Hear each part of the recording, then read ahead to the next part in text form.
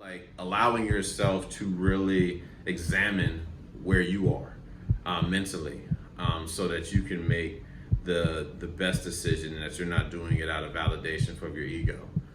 Our egos can get us into a lot of things. A lot of egos can get us prepared for. Our egos will have us prepared for sex, but ill prepared for relationships.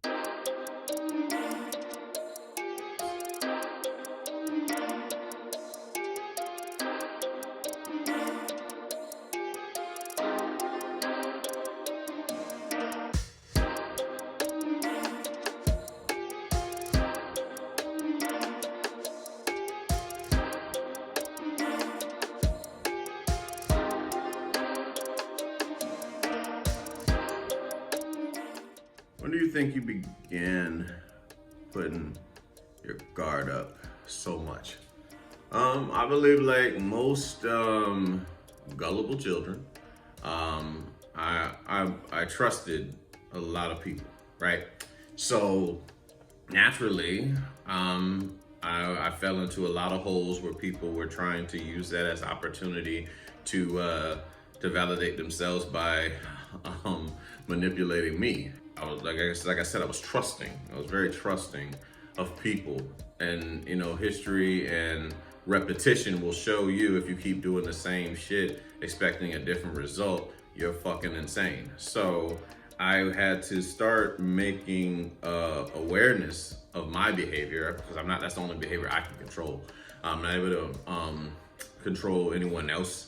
You know what I'm saying? So if I've been taught and made normal that toxic behavior, manipulative behaviors, this is the norm, then I have to be more conscious of myself and my surroundings, so that I know to be extra cautious, you know what I'm saying, of the people that are around you. Like if they're, people that say I love you, that believe I love you means do as I say, you know what I mean? Or if it's like people that are doing nice things for you in hopes of getting something in return.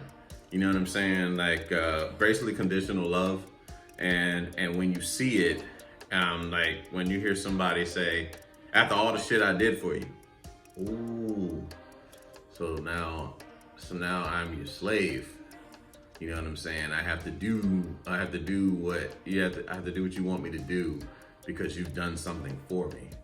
You know what I'm saying? So it's so when you hear that enough, and when you hear it, you know what I'm saying, growing up, it really does change the way you know what I'm saying, you interact with people. Like that's a trigger. It's really much a trigger for me, for anyone to even think to say like I owe them something. You know what I mean? Because being so self-sufficient.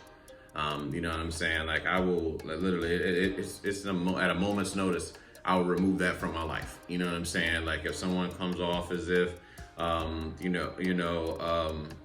be literally like I owe you something.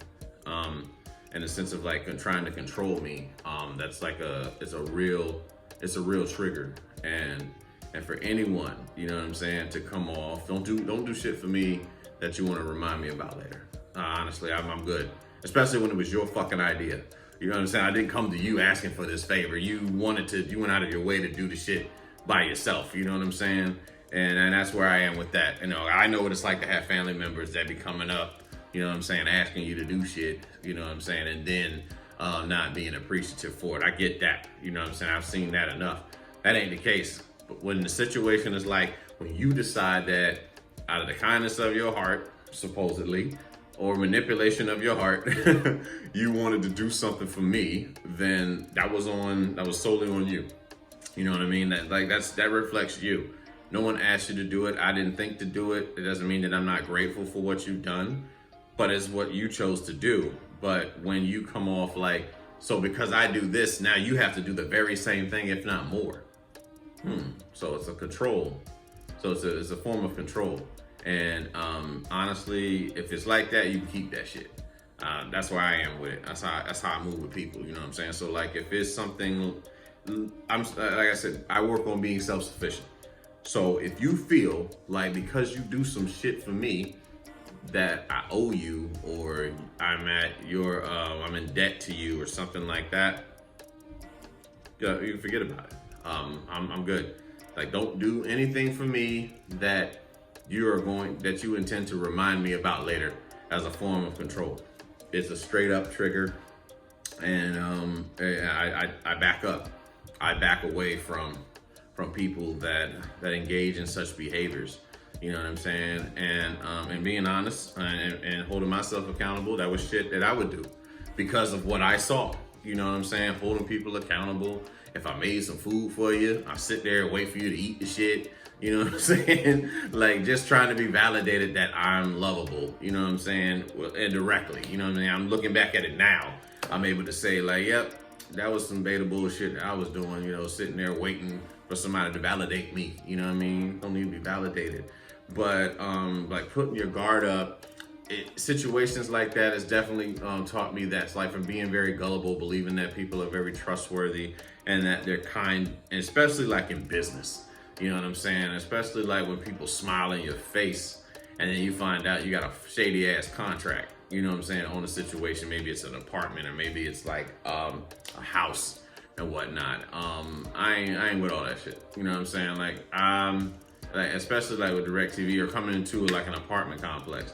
Because I've had situations where I've had to show a more aggressive side to get shit done inside an apartment office. And it shouldn't even have to come to that. Just do what the fuck you say you're gonna do. You know what I mean? Especially like a place of business. If you say that you're going to have this particular thing fixed in the apartment, fix the shit by this particular time that you gave. Now, if it's gonna take a long time to do the particular work order, then say that.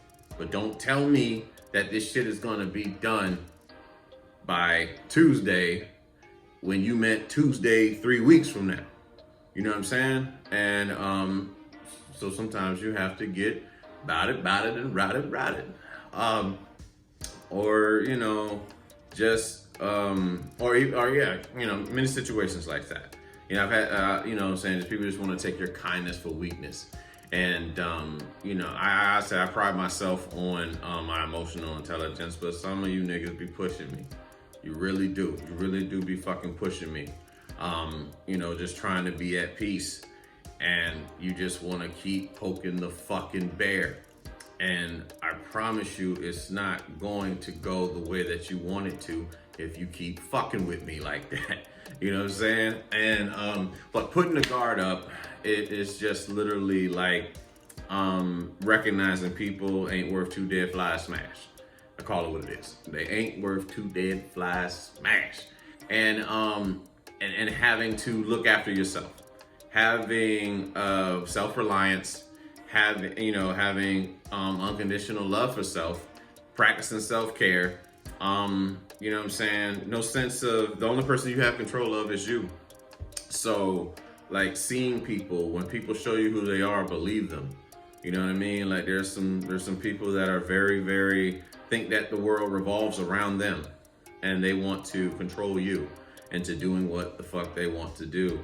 And not able to just appreciate you for who you are. They want you to move the way that they want you to move. And you only got one life to live, you gotta live it your way. Sometimes the way you wanna live your life isn't the way that other person wants you to live, wants to live their life. So you figure it out for yourself. But putting up that guard, I know it started at a very young age, because I know that it was one time where I'm outside, you know, little happy-go-lucky kid, playing outside with not friends, I would learn, but you know, we're just outside. I think I'm like 11, 12. I know it was middle school, and kids from like College Square came through, right? And you know, we're sitting there outside, like I said, just playing. Everybody got mountain bikes and whatnot. And there's one kid, you know what I'm saying? I won't use his name or anything, obviously, but came through and, you know, asked if he could ride my bike. When I tell you, gullible me, let him ride my bike. That nigga hauls off with my shit. Like, it was nothing. And I'm sitting there in shock. Like, this nigga just right. He really rode off with my bike. In front of all these people. One, I'm embarrassed. Two, my trust has been shattered. Three, I'm blaming myself because, negative self-talk. How the fuck could you allow someone to do that? And if it wasn't for the girls that was out there, you know how them girls be, leave that boy alone. That type of shit. Getting my bike back would have been a hassle. But, kid brought my bike back. And the cat that, that was like, that you thought was like a friend to me. After the one that took the bike, that tried to steal the bike, he throws the bike down. Like all them cats that was with each other, they come and stomp on my fucking bike. And even the one that was supposed to be like in the group that, like we cool with, it was like some A2 Brute shit. You know what I'm saying? So from that point on, I didn't trust a fucking soul. You know what I'm saying? I didn't trust what people said. I didn't trust what people did. There's many more stories. I'm sure I'm not the only one that got shit like that. But it was like, how the fuck is me being this happy-go-lucky kid? Is it showing that I'm opening, that I'm just vacant to be taken advantage of? And when I saw that, I started to put my guard up real bad. It was worse than I say like recent years. I mean, I still got somewhat of I protect myself for sure. But back then, you couldn't get shit in there. You know what I'm saying? There was no smuggling under my wall. You know what I mean? You weren't getting through. And that's just like feeling alone in that moment. Like something traumatizing happened and I was fucking alone. And no one was there. And there was no empathy, no support. Outside of them girls, I give it to them girls, you know what I'm saying? That actually was able to get my bike back. When I tell you I ain't go outside for the next 3 months, I stayed my pussy ass in the house, you know what I'm saying? Like, I'm not doing that. I am afraid. I feel afraid to go outside. You know what I'm saying? I put my own self on punishment. But that's little kid stuff. But those things that kind of stay with you. So it's like when you move with people, you know what I'm saying? You see how they move. They say they're gonna do something, they don't do the shit, and then they have no empathy for the fact that they said they wasn't gonna do the shit. You know what I'm saying? And like I said, I saw that with in the house. You know what I'm saying? Folks saying they was gonna do shit, and the shit didn't get done, and then was like, well, whatever. Like no empathy for not coming through on your word. Do you know how detrimental that is to a child's mind? You know what I'm saying? I'll say whatever you tell a child, especially when they hold on to your every word, they look at you. Children look at some of our parents, before they learn that their parents ain't shit sometimes, that they're gods. You know what I'm saying? So everything you say is the fucking truth. You know what I mean? Like, I don't care. I don't know if you don't think highly of yourself. For whatever reason, those children think that we are the fucking world. We might be getting bullied and chastised when we go out in the world, but when we're with our kids and our kids see us, they think we are they're young, that is, because they get teenagers, they think they know better than us and we ain't cool no fucking more. But when you're in elementary days, you know what I'm saying? Like, you gotta whatever you tell your kids, make sure you fall through on it. You know what I'm saying? Like that level of like saying things that that you don't mean in any way, shape, or form. Especially like saying that you're gonna go somewhere with them. You're saying you're gonna do this with them. Make sure that you agree to something that you can actually do. Do not try to say you're going to do something great or like what they're really excited for, and then they find out that they're not able to do it, and then turn around and act like, and so what? It fucks with you, and it silences a child, and it makes them not believe in the joys of the world. You know what I mean? It's just something I would pass on. But I mean, a lot of those things had a hand in why I put my guard up with the way I carry myself in life. So that's kind of like when I started to put my guard up.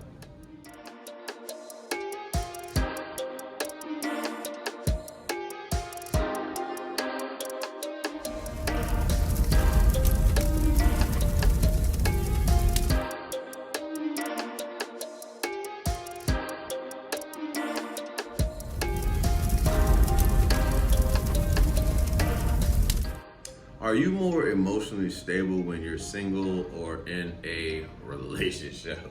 Um, it varies, man. There's been times where I've been, I would say, majority single, then in a relationship, and here's why. I say that because I've had a tendency to attract some individuals and be in a relationship with with women that make me responsible for them. You know what I'm saying? Like I've accepted that role. Now that's that. Let's be true. Let's be real. I was the one that chose that role of being Superman and being this beta plow horse. Like whatever, it doesn't matter what you do, you're never wrong, and you don't have any accountability. Everything's my fault. You know what I'm saying? Because that's what society, preaches, teaches, and programs some men, especially in America, to be. You know what I mean? Like the woman can do whatever she wants, and she's not held accountable for it. Some, not all, not all. Now, damn it, but some. And in my case, yeah, that's what it was. So, I'm emotionally stable because I only had to, worry about me. I didn't have to worry about pleasing somebody. I didn't feel bad because I didn't do something, but for someone. So, especially like when you were with an individual that is that uses her words as a weapon. You know what I'm saying, and not to empower you, but more like tear you down. You know what I mean? And it's emotionally unstable. It's just being in a position where like, fuck, I am not feeling this bitch anymore. I'm thinking of ways that I can get the fuck out of this shit because I'm not respected. You know what I'm saying? So being emotionally stable, I would say that I'm more when I'm single, and that's just based off of the type of woman that I would attract, but that's also the type of person that I was then. I had to add some more skills. I had to add more awareness and knowledge and wisdom in order to attract better. You know what I'm saying? And I saw myself do a lot of things that I did not want to do. It was toxic. It was a very, very toxic situation for over the course of close to 10 years. You know what I'm saying? And a lot of lessons taught in that time frame. Not doing things that you don't want to do, and that people will do whatever they want as long as you allow them to. You know what I'm saying? So like whatever you don't change, you allow, and having the need to speak up and set healthy boundaries and removing yourself. You know what I'm saying? When respect is no longer served, and when you don't feel valued, you got to remove yourself. And it's like there are a lot of people that sit in relationships that are not valued, and there's nothing worse than being on a job that you're not valued. You know what I mean? And so when you feel that way, your mind starts to wander, you start to roam, and you get into shit because you don't have the courage, one, to leave the relationship for fear of confrontation or whatever it is. So you find yourself getting involved with somebody else that shows you a little bit more attention than what the person you're with. You know what I'm saying? It may not necessarily value you. They might just be what you're about. You know what I'm saying? Like they're just trying to get down with the get down. But in those situations, you are now you've put yourself in a wild predicament, and it gets messy, it's toxic, and something you started off was just one side being toxic. Now you have joined the party, and roughly look the worst. I mean, don't get me wrong, every part plays its part. Everyone plays their part in a relationship as far as a person wanting to wander.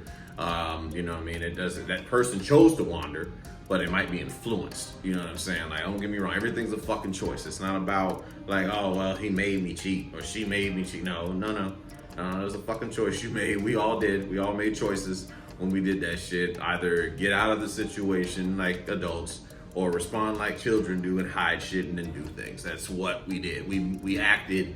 We were emotionally immature. with the decisions that we made, and that's what it was. So we just hold ourselves accountable for the shit that we did. But live and learn, right? You know, you live and learn. But being emotionally stable, there's been situations. There was at one point in time where I felt like I was emotionally stable in a relationship. However, it wasn't a committed one. It was just someone that, I mean, we just aligned. You know what I'm saying? We truly aligned in so many ways, and kind of got together through some toxic shit. But I think that I know that the universe doesn't make mistakes. So when these things happen, it's accepting them as they come, and you believing that you're having your cake and eat it too. And eventually that person has to move on with their life, because when they were ready for something, you weren't. And just something you just have to accept. You know what I mean? It's growth. It's growth truly. Sometimes when someone is ready to be in a committed situation, that other side is still trying to heal from said stuff. So fear gets in the way, as well as preparation. You know what I mean? Like, there's no sense in bleeding on someone because you haven't allowed yourself to heal. You know what I mean? It's best to stay single. One, and stay to yourself. Kind of work on yourself. Truthfully, shouldn't be dating at all, but you know, we are who we are. But like allowing yourself to really examine where you are mentally, so that you can make the best decision, and that you're not doing it out of validation from your ego. Our egos can get us into a lot of things. A lot of egos can get us prepared for. Our egos will have us prepared for sex, but ill prepared for relationships. You know what I'm saying? And it's very common in men, you know, especially like, you know, a lot of women see potential in you and want to embark on a relationship with you, but you've done a great job at not showing what's beneath the surface. That is really preventing you from even wanting to make that jump. You know what I'm saying? And there's but again, that comes with growth and like learning how to assess what you're doing. One, also getting rid of perfection, because you're not going to be perfect, but just seeing that, you know, we make mistakes, and that you have some stuff to work on within yourself, and not project those insecurities onto other people. And that's the thing about, like, when we start to engage with people, our insecurities can come to the surface, and like, where the fuck does that come from? And you learn from them, you know what I'm saying? So it's just about putting it all together and really truly focusing, you know what I'm saying? Especially as a man must definitely be focused on his purpose, and then number one, focused on self-care, so that he can, if he learns to love himself, he'll treat everybody else that much, you know, just the same. You know, I can only love you as far as I love myself, and so there's growth with it. But emotionally stable, being single or in a relationship, I would have to say that I'm at this point in my life, you know, based off of what I've been through in life, that I've been more emotionally stable single than being in a relationship, and that's only due to being in toxic relationships, and then just learning from them and healing one day at a time.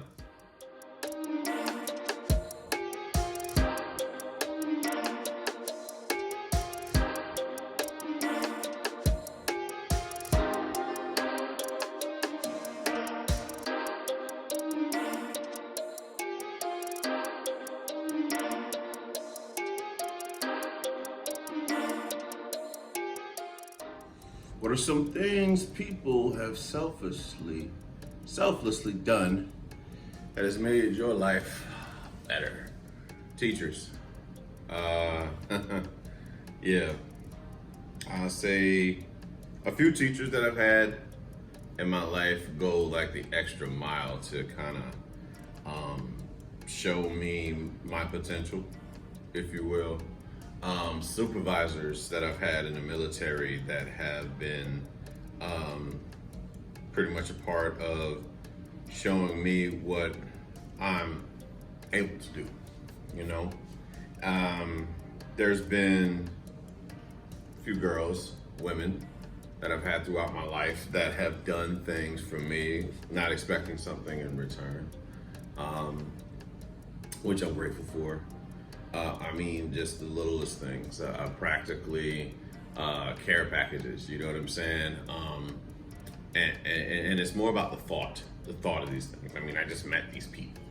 You know what I mean? And they don't know me from a can of paint but for whatever reason, they will make, they've made things, you know what I'm saying? Like literally created something, and just for the sake of being me, you know. Um, Trying to think who selfless things. Like the family I created in the military, having birthday parties, having a birthday party for me. You know what I'm saying? It was. It didn't have to do anything. It wasn't nothing major. You know what I mean? It literally was just being over the house, and it's just cake and turning the lights down low, and you know what I'm saying, covering eyes, and then sitting down, and then open up your eyes, and then you see like folks around. I mean, like for whatever reason, our family stopped doing birthdays. Like sometimes, like having birthday parties, that is, you know what I'm saying? And it would be like a very opportune time to get the family together for any one of these fucking birthdays. But for whatever reason, we don't do that shit. And so when people that are not blood related, when they're able to do such things like this, it's something, to be recognized, something to be grateful for. And I've had some people do a lot of selfless things in my life. Christmas time, at the job. One of my work dads, you know what I'm saying? He would get vinyl, you know what I'm saying, each time. And I don't know if he knew that I had a record player, right? But he bought a vinyl, and it is probably, like, for me, the greatest vinyl I could ever have. You know what I'm saying? Like, and that was Thriller, Michael Jackson's Thriller. Like, I came to work. I was, like I said, I was at a loss for words, man. Like, that's one of the best gifts I've ever received, next to the arrival of my child. You know what I'm saying? And like to be there in that moment, close to tears, very close. I mean, we all grew close to one another. You know what I'm saying? Working down there at Homestead, but that was one of the dopest gifts, and it just recognized like someone got something that I valued. You know what I mean? Like a lot of times you can buy gifts for people, they don't even, you buy them gifts just to buy gifts, not because they want it, but because you just buying the gift and whatnot, and be grateful for it. But it was right on time. It was right on time having that vinyl. I'll say, like, coming to visit people, and then they just go out of their way to, one, make you feel like family, take you around the town, and then show you different things that you hadn't seen before. Whether it's like going to Cali, going to Nevada, going to Tennessee. It felt, it very housewarming, I guess. I don't know if I'm using the proper term for it, but these things right there lets you know that you're not alone. You know what I'm saying? As far as like being here on this earth. And, when you're working towards your goals, And a lot of times you're the only one that's working towards them because they're your goals. So you spend a lot of time alone. So and sometimes, it's nice to know that there are other people around there that somewhat appreciate you and some value you. You know what I mean? And I'm just, these things, these people, whether they're still in my life or not, I am grateful for those opportunities that can come about. It's about appreciating that moment. You know what I mean? And I've learned to do that a lot. And what can I say? I am I'm forever grateful for the many moments that have been bestowed upon my life from God and the universe that allowed me to just recognize the humanity, in our society from certain things. I mean, literally being new to I'll say new to a job, right? And you haven't even gotten there yet. They haven't seen you, and they're offering to help you move in. You know what I'm saying? Which is dope. This is dope, man. It's not very often you come across folks like that have that, that level of kindness within them. And, it's great to see. What can I say? It's great to see that. And I don't know, I get at a loss for words a lot of times, thinking about the stuff that people will do. Offering, like literally offering rides in positions where you didn't have any outlets, you know what I'm saying, as far as like to get where you needed to go. And then then these individuals just show kindness. I mean, literally one time I had a nail in my tire, and it's a cat, you know what I'm saying, that I know that works at Tire Plus over here near the house. And I literally go in there and they fix the tire, and then it's just like, just go ahead. That's it. For real. You know what I mean? Like it's things, like I said, the little things like that. You know what I'm saying? It's like better work relationships. And there is some kindness in the world, right? You just gotta watch your energies, watch the energy around you. But people that do things for you, knowing that you're not able to possibly at that time able to do anything for them, just selfless. You know what I mean? Friend of mine that that's in the desert. We all, like I said, we all used to work together, and anytime something comes up, just birthdays or whatever, just sending things. And there's very few people like that, that have that abundance mindset. They have I'll say a rich mindset. It's not about being rich or poor, in a physical sense, but just in your thinking. And when you have that abundance mindset, you don't let the petty shit get to you. You know what I'm saying? You're not too concerned about what that person thinks of you or what have you, because you're in abundance. And sometimes you can forget that. Sometimes you lose sight of what you have and what's yours and what's not yours, and that we own nothing, so we should appreciate everything, And some people have done a lot of selfless things for me in my lifetime that made me better, more so made me believe that they were human. Can I say, I say all the time about meeting my best friend. I mean, the nigga didn't know me from a can of paint, and took me in, as a brother. Like when we joined the military, you know what I'm saying? I being in the Air Force, and then only to get out of the Air Force and then become family, if you will. Have our ups and downs, may not always see things the same way, but practically would die for one another. And it's not very often that you come across, I'll say, those types of bonds, if you will. My You know what I'm saying? Like the brothers, my brothers that I've created through my military days. It's a few of us that kind of, I mean, roughly it's a handful of us, that were together.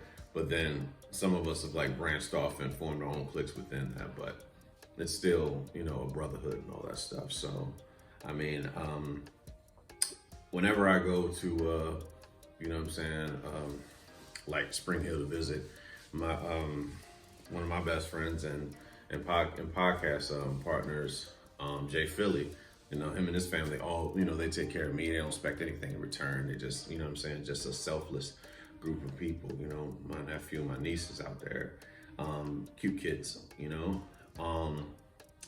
then now we've even gotten our other brother, you know what I'm saying, you know what I mean? Jet podcast coming soon. Just another drop in right there. You know what I'm saying? Just plugging that in for my boys. But shout out to Troy too. But yeah, the Jet podcast, Just Enough Trouble.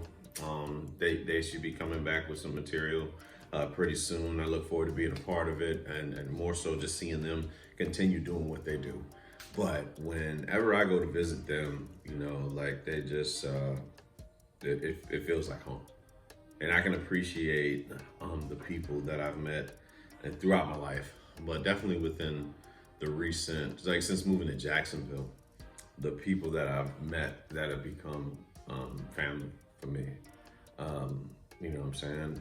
Even not being close to my own family, for them being family to me, I'm forever grateful for them and their kindness and the things they've done to just be selfless.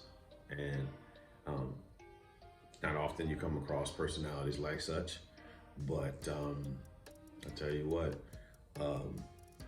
God in the universe is definitely going to bless them, has blessed them for the things that they've done. At least for me. I don't know what they do for everybody else, but at least what they've done for me as I've gone through this healing process and trust issues, and you know what I'm saying, and everything is all inside. You know what I'm saying? It's all within your mind, and I can say that I've had some interesting encounters in the last 3 years through COVID and even now, like I said, even now. But grateful for all those moments, whether the ones that turned out the way I wanted or the way that I didn't want them to be. But they happen.